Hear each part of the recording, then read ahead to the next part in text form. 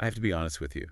When I first looked at this month's topic, I kind of wanted to skip it. Oh, I get that. It's one of those stories, we learned it in Sunday school with the felt board and the little cartoon characters. Mm. But if you actually read it, like really read it as an adult, it reads like a horror movie. It absolutely does. It's a psychological thriller. You've got a father, a knife, and a command that seems to just contradict everything we think we know about a loving God. Exactly. And yet, this story, Genesis 22, the story of Abraham and Isaac, it's framed as like the ultimate blueprint for faith. Hmm. We're supposed to look at this terrifying moment and say, yep, that's the goal. And I'm sitting here thinking, if that's the goal, I might want to sit on the bench for a bit. Well, I think most of us feel that way. We want the blessed life, but we don't necessarily want the altar life. But that's exactly why we need to talk about this. Because we're really dealing with this idea of radical obedience. And the whole point for our discussion today is to figure out, how do we move from calculating risk, which is what we're all wired to do, to trusting the character of the person who's asking us to jump?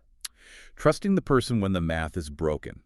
Because in this story, the math isn't just broken, it's like completely shattered. It is. And for anyone listening right now, maybe you're in a season where the math just isn't adding up. You feel that nudge to start a ministry or quit a job or give a big financial seed, and you're looking at your bank account or your logic and just saying, this is impossible. This story is for you. So let's get right into the text. It starts with a bang. There's no warm-up, no intro. God speaks to Abraham, and the command is, well, it's offensive. It's jarring. The text says, God tested Abraham and said, take your son, your only son Isaac, whom you love, and go to the region of Moriah, sacrifice him there. Every time I read that, I freeze. Yeah. Sacrifice it. And we have to pause on the context here, because this isn't just sacrifice a kid, which is, horrific enough. Oh, yeah. This is Isaac. The child of promise. Can we define that for a second? Because in church, we hear promise, and we think, oh, I promised to pick up milk. But in this context, promise has a lot more weight to it, doesn't it? So much more. We are talking about a covenant. God had previously signed what was basically a binding contract with Abraham. A contract. He said, through this specific boy, Isaac, I will make you a great nation. Your descendants will be as numerous as the stars. The entire future of God's plan rested specifically on Isaac staying alive and having children. So wait a minute. If Abraham kills Isaac, he isn't just losing a son. No. He's actually watching God break his own contract. Precisely. That is the theological tension that gets missed so often. Logic says, God, he must have made a mistake. If I kill him, you are a liar. You promised a nation through him, but now you want him dead before he even has kids. It's a total contradiction. That makes it so much worse. It's not just a test of affection. It's a test of God's own integrity. If I'm Abraham, I'm thinking, clearly I'm hearing voices. This can't be God. Of course. God wouldn't contradict himself. And that's where the first major insight from this month's topic really hits us. Look at Abraham's reaction. Or maybe look at what isn't there. Well, the text says he got up early the next morning. He got up early. But notice there's no record of him arguing. There is no record of him consulting Sarah, which, let's be honest, that probably kept him alive in the short term. Yeah. Try telling your wife you're taking the kid to the mountain for a sacrifice. That conversation does not end well. No. But notice he also didn't call a committee. He didn't ask his advisors. He didn't run a poll. There's this immediate quality to it. He heard the voice and he moved. That is terrifying to me. That. I would at least want a second opinion. I'd want a sign. Right. I'd want a confirmed word from 3 different people. And that's where most of us get stuck. We mistake seeking counsel for seeking permission to disobey. We want someone to talk us out of the scary thing. We want a friend to say, oh, that's crazy. God wouldn't ask you to give that much, or God wouldn't ask you to move there. But Abraham realized something profound. Real trust isn't about understanding the plan. The plan was terrible. The plan was death. Exactly. Real trust is knowing the character of the one asking. So he had to decide right then, do I fear God more than I love the promise? Or even deeper, do I trust the giver more than the gift? Abraham had to believe God was good, even when his commands seemed to contradict his promise. Hebrews actually gives us a little glimpse into his mind.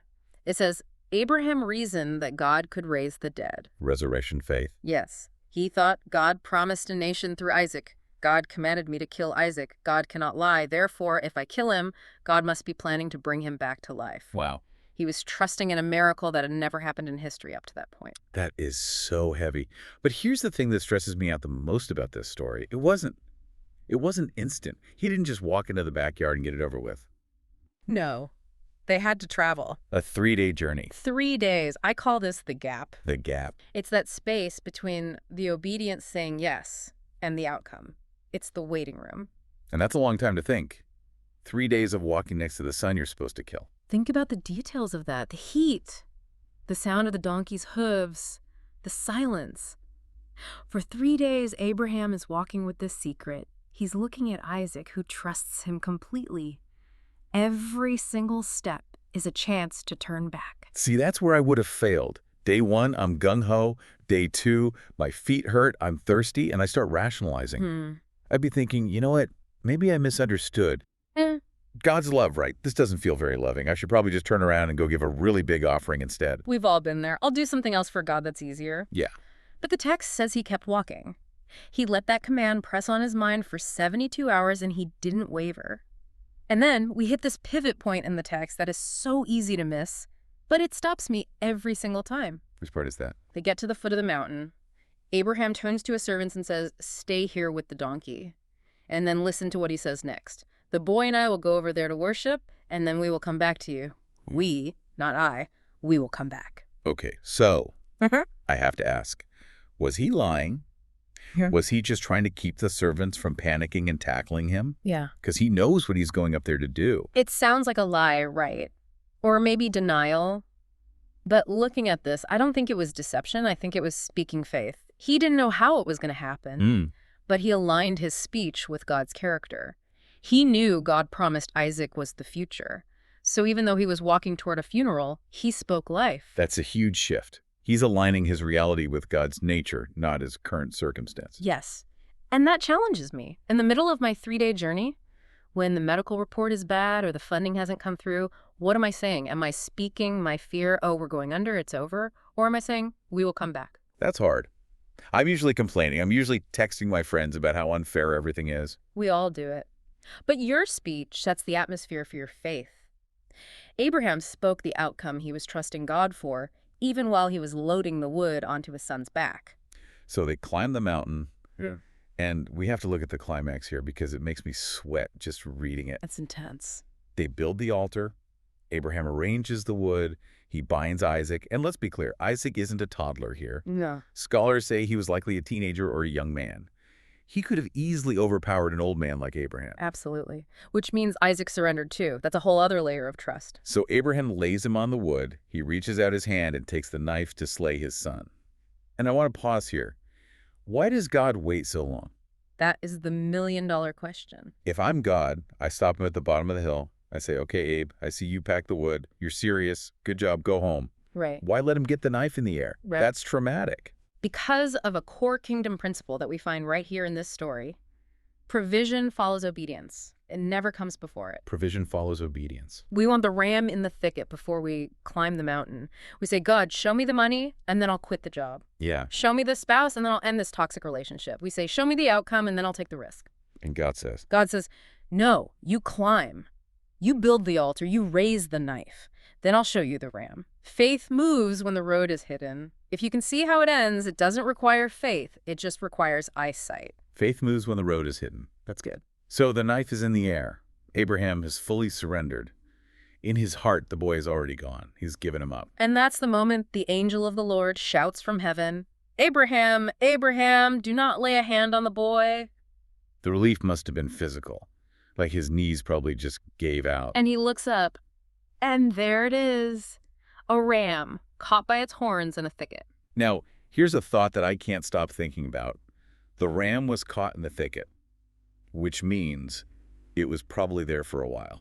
It didn't just poof into existence. It was likely struggling in the bushes while Abraham was building the altar. Oh, wow. It was there while he was binding Isaac. It was there while he was crying. But he didn't see it? He couldn't see it. He didn't have the eyes to see the provision until he had completed the obedience. The solution was 5 feet away, but the surrender had to happen first to unlock his vision. Wow. That just reframes a lot of my own anxiety. The solution might already be here. I'm just blinded by my lack of surrender. That's it. And notice the name he gives the place, Jehovah Jireh. We sing that song, "The Lord Will Provide." We do. But the literal Hebrew is actually closer to the Lord will see or the Lord will see to it. The Lord will see to it. It's this idea that God sees the need and meets it, but strictly in the location of surrender. You can't find Jehovah Jireh at the bottom of the mountain. You only meet him at the top, after the sacrifice. Okay, so let's bring this down to earth. Because as inspiring as this is, we aren't ancient patriarchs on a mountain, or people stuck in traffic, worried about inflation, dealing with real fear. How do we actually do this? Right. How do we apply radical obedience on a Tuesday morning? I think it starts with identifying your Isaac. What is the Isaac? The Isaac is whatever you love most. It's the thing you are protecting from God. For some people listening right now, it's their reputation.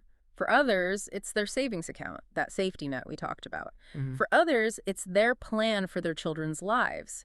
We grip these things so tight our knuckles turn white. And we think we're keeping them safe by holding on to them. Right. But the lesson of this whole story is that the only way to truly keep your Isaac is to give him back to God. When Abraham put the boy on the altar, he got him back, plus a promise of blessing for all nations. So surrender isn't loss. Surrender is the doorway to multiplication. It sounds totally counterintuitive, but if you are holding on to your career path with a death grip, you are strangling it. If you open your hand and say, God, this is yours. If you want to kill this dream, kill it. If you want to resurrect it, resurrect it. That is when you see the ram. I feel like a lot of us hesitate because we're waiting for the feeling of fear to go away first. And that's the trap. We think, I'll obey when I'm not scared. Abraham was scared. He was in distress, but he moved anyway. There's a concept I call disobedience in a tuxedo. Disobedience in a tuxedo. What is that? It's when we dress up our delay and call it something spiritual. We say, I'm just waiting on the Lord, or I'm praying for confirmation, or I'm just being prudent. Oh, ouch. But deep down, we know exactly what God told us to do. We're just afraid to do it. That hits home. Yeah. We make it sound holy, but it's really just stalling. Exactly. Delayed obedience is still disobedience. If God spoke to you about that financial seed or that apology you need to make or that business you need to launch and you're waiting on the Lord, you might actually be the one holding up the process. The ram is waiting for you to move. So for the person listening right now who feels called out in a loving way, what is the immediate step? Obey without delay. If you know the step, take it today. Send the email, write the check, make the phone call. Don't wait for the picture to be clear. Stop demanding the map. Stop demanding the map. God rarely shouts his plans. He whispers his commands. He whispers, go, and then he waits for us to walk. And I love that idea that our obedience unlocks something for other people too. Because in the story, Abraham's obedience didn't just save Isaac, it triggered a blessing for all nations. That's the heavy reality. Your hesitation might be blocking someone else's blessing. When you hold back your talent, your resources, your yes, you aren't just delaying your own breakthrough. You might be bottlenecking a blessing meant for your children or your community, but when you surrender it, you find out God can do more with it than you ever could. That is powerful. Mm. It's not just about me. Yeah. My yes has a ripple effect. It always does. Okay, this has been a lot to chew on. As we wrap up this discussion on this month's topic, is there one final thought you want to leave with the listener? Something for them to just let simmer? Yes. I want to go back to that image of the thicket. I want you, the listener, to realize that the provision you are desperate for, the answer, the breakthrough, the healing, it might be 5 feet away from you right now. Just 5 feet. But you won't see it standing still. You won't see it analyzing the risk. You see it when you lift the knife. You see it when you finally let go of your control. You have to lift the knife to get the eyes to see. That's it. God is faithful. He isn't trying to trick you. He's trying to train you. He wants to know if you trust him more than the outcome. And once you settle that question, the ram is always there. That is so good. So here is the challenge for you today. We aren't just listening to be entertained. Identify that one area in your life where you are demanding a roadmap. Just one. Maybe it's a relationship, a career move, a seed you're supposed to sow, and just stop demanding the map. Instead, offer God your yes today. Just the yes. That's where it starts. Thank you so much for exploring this with us. Yeah. It's a heavy topic, but man, it's a necessary one. It's an absolute privilege. Go walk in faith this week. Go find your mountain. We'll see you next time.